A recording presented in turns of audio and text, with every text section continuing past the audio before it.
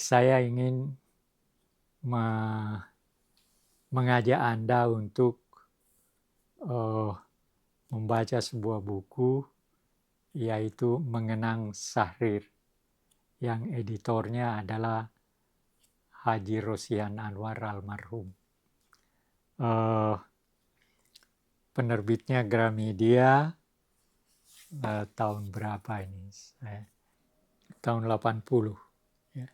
Jadi buku ini berisi kenang-kenangan pendapat teman-teman mantan Presiden Perdana Menteri Syahrir, Sultan Syahrir, tentang siapa Sultan Syahrir sebagai seorang politikus. Seperti diketahui, Sultan Syahrir adalah Perdana Menteri pertama sampai 3 kali diangkat sebagai Perdana Menteri, dan memang ya di sini ada berapa banyak teman-temannya yang memberikan penghargaan kepada beliau. Saya kira dan cukup tebal, 319 halaman. Ada macam-macam orang. Ada Pak Simatupang, ada Muhammad Rum, segala macam. Ada Pak Kasimo memberikan keterangan, ya. Muhtar Lubis, orang-orang yang mengenal dekat dengan beliau memberikan keterangan, dan tentu saja keterangan keunikan-keunikan Syahrir itu gimana, ya. Dia ada hal menarik di sini, kenang-kenangan akan jasa-jasa baik Om Syahrir. Ini disampaikan oleh Lili Umar Sutanto dan saudara-saudaranya. Yang menarik apa dia bilang?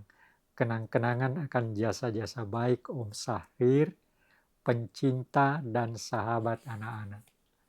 Ini salah satu. Jadi Pak Syahrir itu memang senang sama anak-anak, menurut yang pernah saya dengar.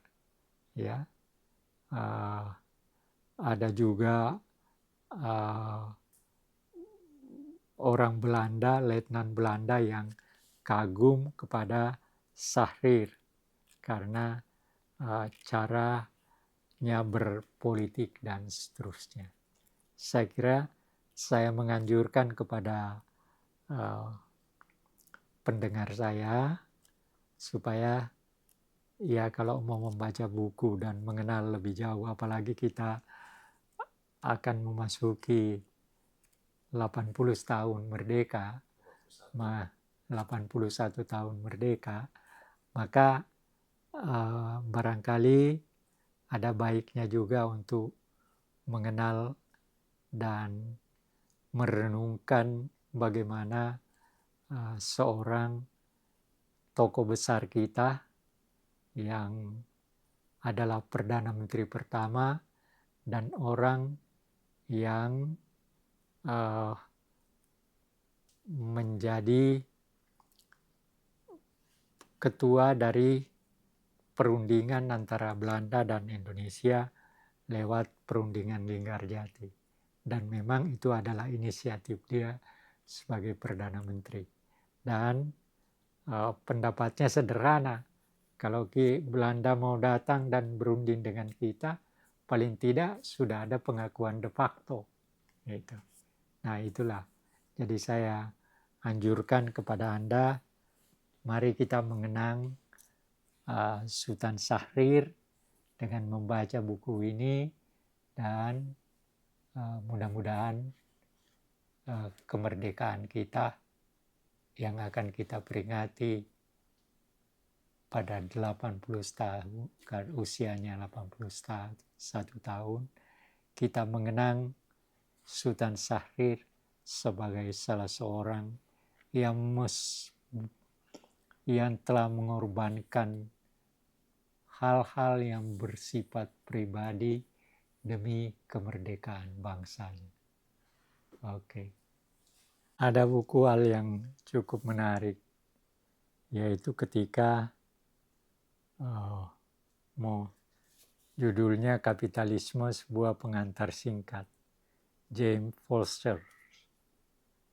Ada hal menarik begini, dia katakan begini, pada bulan April 1601, Kongsi Dagang Hindia Timur Britania mengirim ekspedisi pertamanya ke Hindia Belanda. Setelah sekitar 18 bulan, 4 kapalnya yang pertama, berempat kapalnya yang bernama Accession, Dragon, Hector, dan Susan kembali dari Pulau Sumatera dan Pulau Jawa dengan sebuah kargo yang kebanyakan berisi rempah-rempah. Nah, menariknya kenapa? Selama ini kan orang selalu beranggapan bahwa VOC itu yang pertama. Nah, ternyata fakta lain bukan VOC, tapi Kongsi Dagang Hindia Timur Britania atau Inggris. Bulan April 1601 dengan 4 buah kapalnya dengan nama-namanya seperti itu, Accession, Dragon, Hector, dan Susan, kembali dari Pulau Sumatera dan Pulau Jawa. Bukan dari Maluku. Malah dia katakan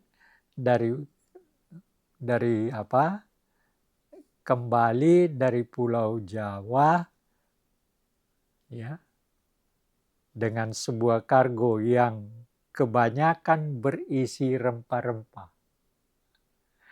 Ya. Kesuksesan pelayaran ini berujung dengan ekspedisi kedua yang dilakukan dengan 4 kapal yang sama. 4 kapal tersebut meninggalkan London pada bulan Maret 1604. Dalam perjalanan pulang ini, Hector dan Susan berlayar lebih dulu, namun kapal Susan hilang jejak di lautan dan kapal Hector diselamatkan oleh Accession dan Dragon. Jadi sebenarnya yang menarik dari buku ini apa? Yang diterangkan itu adalah bagaimana sampai Inggris bisa berkembang menjadi pengawal dari lahirnya kapitalisme. Apa? Kapitalismenya itu adalah karena ada macam-macam faktor yang menyebabkan Inggris bisa menjadi awal dari berkembangnya kapitalisme. Nah, dalam buku ini, makanya saya kembali lagi, saya menganjurkan kepada Anda untuk membaca buku ini. Nah, di sini ada pertanyaan, mengapa Inggris? Inggris pada abad 19 adalah masyarakat industrial pertama. Ya. Namun terobosan pertama dari kapitalisme terjadi pada awal 18 yang membuat industrialisme pada abad ke-19 menjadi mungkin terjadi. Penyebaran hubungan-hubungan di pasar, pertumbuhan konsumsi menghasilkan sebuah permintaan pasar. Jadi ya berkaitan dengan pasar juga dan segala macam. Nah, dan kalau kita melihat ya sama yang apa yang kita tonton sekarang dengan kapitalisme kan memang persoalannya adalah itu kan. Persoalan siapa yang menguasai pasar, dagangannya apa dan sebagainya dan sebagainya. Saya kira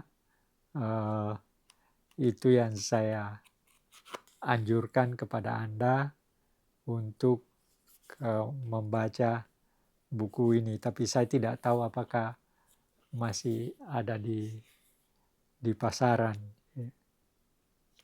Saya tidak yakin apakah masih ada di pasaran. Tapi dicoba aja terbitan Oxford University 04, kemudian ke kita tahun 21, cetakan pertama Juli 21. Irsisot.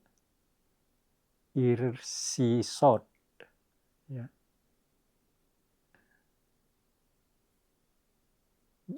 Terbitan Yogyakarta malah. Ya, jadi ya perlu kita baca buku-buku seperti ini untuk hal menarik. Kemarin misalnya ada, ya ini kaitannya dengan kapitalisme. Jadi ada seorang, ya tidak tahu apakah dia petinggi atau sekedar sebagai pegawai, di Rosi terjadi perdebatan. Lalu yang tiap kali diomongkan bahwa Koperasi Merah Putih itu tujuannya adalah justru untuk melawan kapitalisme. Iya, iya, tapi ya kalau dari segi itu kan urusan dia lah. Tapi yang pertanyaannya, apakah kapitalisme yang tidak menggurita di Indonesia? Kan itu persoalannya. Sejak saya kira, tapi memang harus diakui bahwa semua pemimpin kita itu boleh dikatakan anti kapitalis.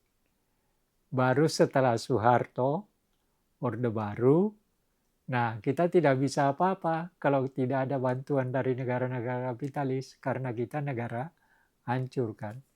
Nah, bagaimana Anda mau membandingkan situasi kita dengan itu melalui buku ini? Maka saya anjurkan silahkan baca Kapitalisme, Sebuah Pengantar Singkat, James Folgers.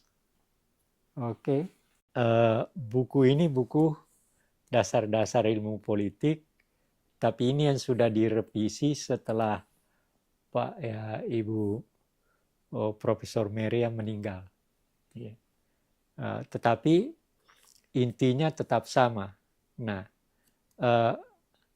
dasar-dasar ilmu politik ini juga dulu saya pakai ketika saya mengajar di Atmajaya, dan sangat mudah untuk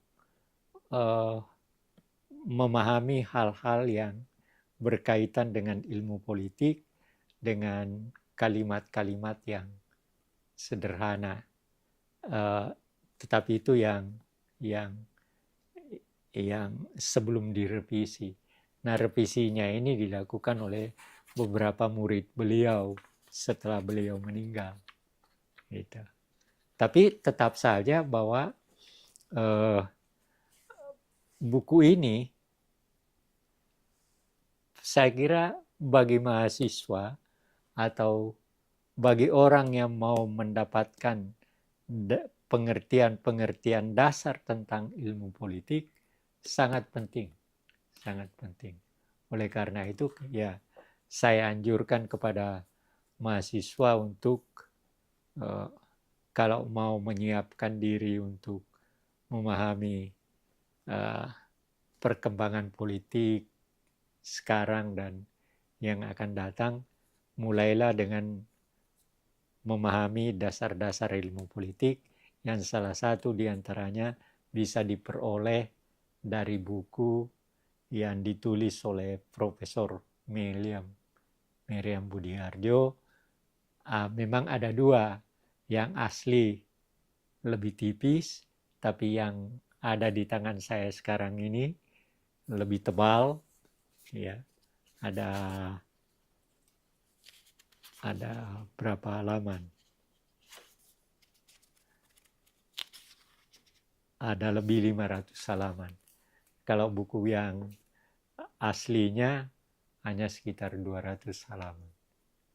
Tapi tetap saja saya mengatakan bahwa buku ini penting untuk memberikan dasar pemahaman awal tentang ilmu politik dan politik praktis tentu. Oke. Ya. Nah, saya mau menyinggung sedikit, ada buku Dan ini buku lama sebenarnya, tetapi buku lama ditulisnya, dalam arti kata ditulis pada tahun 38 oleh seorang filosof Inggris, Bertrand Russell. Judulnya Kekuasaan, Sebuah Analisa Sosial dan Politik. Ada pengantar yang diberikan oleh Muhtar Lubis. Nah, Muhtar Lubis malah mengatakan yang mungkin yang terpenting dibaca di sini adalah bab terakhir, yaitu menjinakkan kekuasaan. Ya, tapi sebenarnya intinya buku ini mengatakan bahwa berbagai bentuk kekuasaan yang dijalankan oleh manusia, ada yang otoriter dan sebagainya. Tapi menurut dia, sistem demokrasi lah yang paling baik untuk digunakan. Dalam buku ini, Russell tidak hanya bicara tentang kekuasaan dalam pengertian kekuasaan politik, tapi dia juga bicara tentang kekuasaan di bidang ekonomi, ya, catatan tentang kekuasaan. Nah, kekuasaan sendiri oleh Russell didefinisikan sebagai hasil pengaruh yang diinginkan terhadap pihak lain. Ya, jadi kata pengaruh merupakan istilah yang penting dalam kaitan dengan kekuasaan. Tentu saja, dorongan untuk kekuasaan mempunyai dua bentuk, yang eksplisit dalam diri pemimpin dan yang implisit dalam diri pengikut. Ya. Apabila massa mengikuti seseorang pemimpin, mereka berbuat demikian agar kelompoknya memperoleh kekuasaan dan mereka merasakan kemenangan pemimpin sebagai kemenangan mereka juga. Nah, itu yang menyebabkan mengapa ada pemimpin, ada pengikut. Tapi pengikut ini merasa bahwa kemenangan dari pemimpin itu adalah bagian dari kemenangannya juga. Ya, ada kekuasaan ekonomi dan sebagainya. Tapi saya menganjurkan kepada Anda semua untuk membaca buku ini, karena buku ini betul-betul merupakan suatu hasil pemikiran dari seorang yang mempunyai pengaruh bukan hanya di Inggris, tapi di dunia, di Eropa. Ini ada buku kecil yang seri buku saku Tempo, tokoh Islam di awal kemerdekaan. Wahid Hasyim untuk Republik dari Tebu Ireng. Tebu Ireng itu adalah santriannya.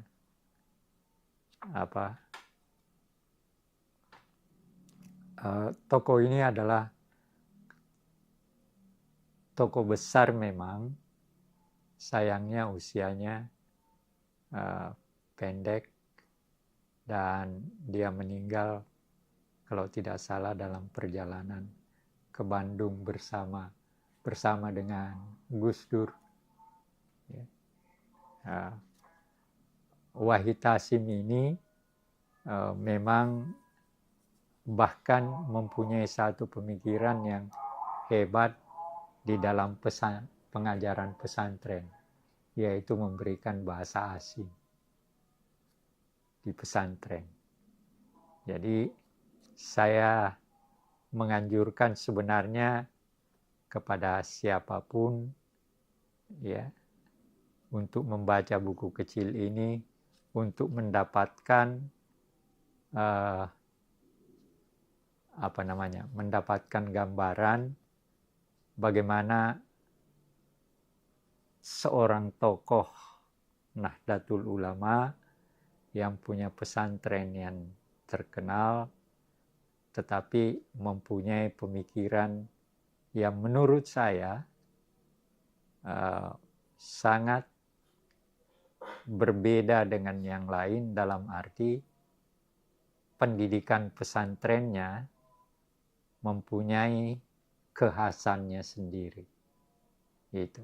Jadi saya menganjurkan untuk kepada siapapun untuk membaca buku kecil ini untuk mengenal salah satu pemimpin awal kemerdekaan kita.